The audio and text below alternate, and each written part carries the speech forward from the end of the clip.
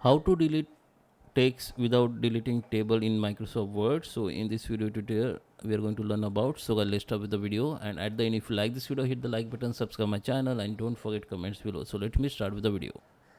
Okay guys, so here we are. This is my table, and you can see I have some text under the table. So let me show you how you can remove the text and keep the table only. So first we need to select the all table. Just click the first you know you can click on this option, this icon. You can see this four dot icon. Just click on it, then the all table will be selected like this. And to simply right click, and you can just cut it. Sorry, just select and enter the delete button from your keyboard, then all text will be deleted.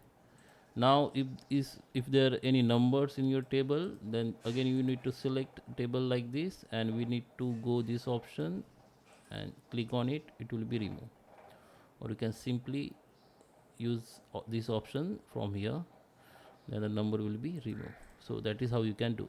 So I hope you like this video. Please subscribe me. Thank you for watching.